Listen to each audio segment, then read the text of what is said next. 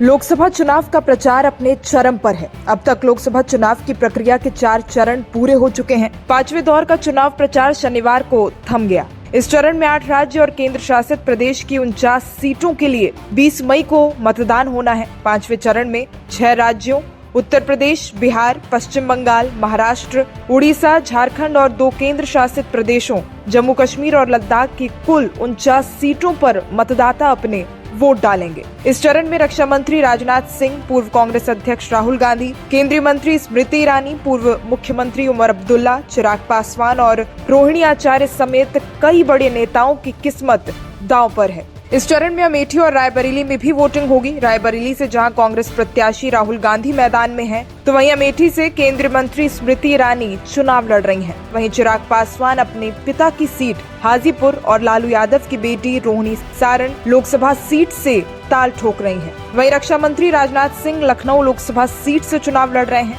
इनके अलावा साध्वी निरंजन ज्योति, पीयूष गोयल, कौशल किशोर, अन्नपूर्णा देवी, शांतनु ठाकुर, डॉक्टर भारती प्रवीण पवार और कपिल पाटिल जैसे मोदी सरकार के मंत्रियों की भी इसी चरण में अग्नि परीक्षा होनी है। 5वें चरण में जिन सीटों पर मतदान होना है उनमें उत्तर प्रदेश की 14, महाराष्ट्र की 13, पश्चिम बंगाल की 7, बिहार और उड़ीसा की 5-5 सीटें शामिल हैं। इसके अलावा झारखंड की 3, जम्मू कश्मीर और लद्दाख की 1-1 सीट पर इसी चरण में मतदान होना है। 5वें चरण में जिन सीटों पर वोटिंग होनी है वहां 2019 में कुल 62.01% मतदान दर्ज किया गया था। सबसे ज्यादा 80.13% मतदान पश्चिम बंगाल में हुआ था। वहीं 34.6% वोटिंग के साथ जम्मू कश्मीर इस सूची में सबसे नीचे था। 5वें चरण का मतदान पूरा होते ही देश की 543 लोकसभा सीटों में से 428 सीटों पर मतदान संपन्न हो जाएगा। 5वें चरण की 49 सीटों पर